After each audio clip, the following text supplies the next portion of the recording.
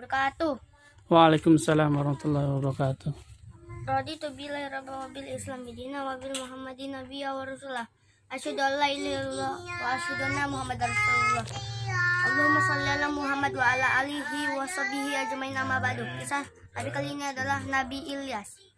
Cerita pertama, Bani Israel kembali tersesat. Nabi Ilyas bin Yasin bin Fanhas bin Aizar bin Harun. Nabi Ilyas lahir pada tahun 910 sebelum Masehi. Beliau diangkat menjadi nabi pada tahun 1870 sebelum Masehi.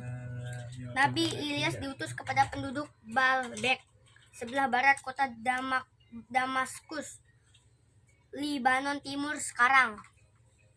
Setelah Nabi Sulaiman wafat, kerajaan Bani Israel mulai mengalami perpecahan. Kaum Bani Israel tak lagi beragama. Mereka kembali tersesat dan gemar berbuat maksiat. Dengan dipimpin oleh raja yang kejam bernama Raja Ahab, mereka justru menjadikan patung-patung sebagai sesembahan. Nabi Ilyas diutus oleh Allah untuk mengajak kaumnya beribadah hanya kepada Allah dan meninggalkan penyembahan terhadap patung yang mereka namakan Baal. Wahai kaumku, bertobatlah, berimanlah kalian kepada Allah, ajak Nabi Ilyas. Siapa kamu sehingga berani melarang kami menyembah patung-patung buatan kami? Sahut penduduk Baalbek. Aku adalah Nabi Allah yang akan menunjukkan jalan kebaikan, ucap Nabi Ilyas. Lagi-lagi penduduk Baalbek mengingkari dakwah Nabi Ilyas. Mereka terus menyembah patung Baal. Cerita kedua, mangkuk berisi tepung. Suatu hari Nabi Ilyas tiba di kota Sarfat. Nabi Ilyas merasa lapar dan haus sekali. Tidak berapa jauh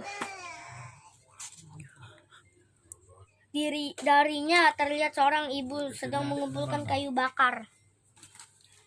Ibu, tolong ambilkan sedikit air untuk saya, pinta Nabi Ilyas.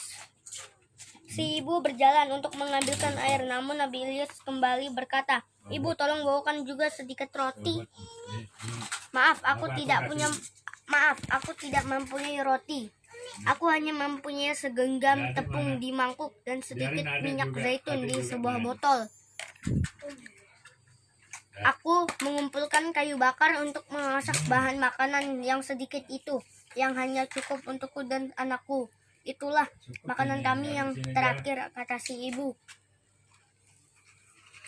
Nabi Ilyas menyuruhnya memasak tepung itu dan memberikan satu roti kecil kepada Nabi Ilyas.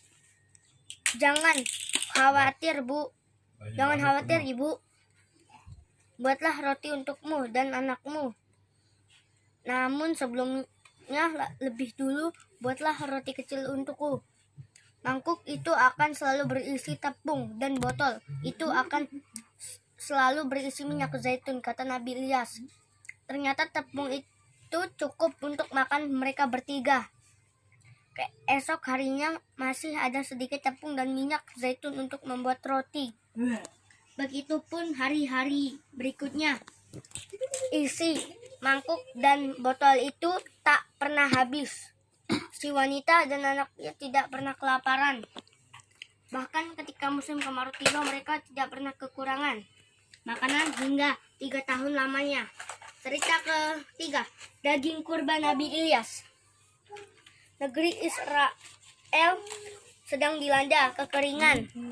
Nabi Ilyas mendapat wahyu dari Allah agar memberitahu kaumnya bahwa hujan akan segera turun.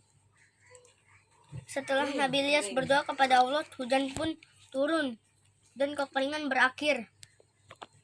Namun mereka tetap menyembah dewa Baal dan meyakini nabi-nabi Baal nabi palsu. Nabi Ilyas meminta Raja Ahab serta para nabi Baal berkumpul di Jabal Karmil. Nabi Ilyas ingin menunjukkan kebenaran Allah saja yang patut disembah. sembelihlah sapi itu dan potonglah. Lalu kalian taruh daging sapi di atas tumpukan kayu bakar ini. Kalian tidak boleh menyalakan api. Kalian hanya boleh berdoa kepada dewa yang kalian anggap sebagai Tuhan hingga kayu itu menyala. Ucap Nabi Ilyas kepada para Nabi Bal. Baiklah, kami akan melakukannya, kata para Nabi Bal. Seharian para Nabi Bal berdoa dan menari-nari, kayu tak kunjung menyala. Nabi Ilyas lalu melakukan hal yang sama, tapi beliau berdoa kepada Allah Subhanahu wa Ta'ala. Selanjutnya beliau menyusun kayu bakar. Daging sapi yang telah dipotong beliau letakkan di atas kayu itu. Tolong tuangkan air dari 4 tempayan ini ke atas daging kurban. Tuangkan hingga parit penuh dengan air, ucap Nabi Ilyas kepada rakyat.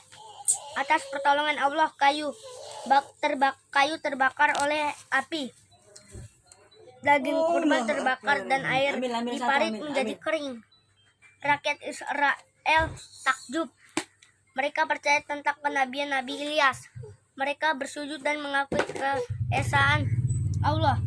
Kurang lebihnya mohon maaf. Billahi taufiq wal hidayah. Wassalamualaikum warahmatullahi wabarakatuh. Waalaikumsalam warahmatullahi wabarakatuh.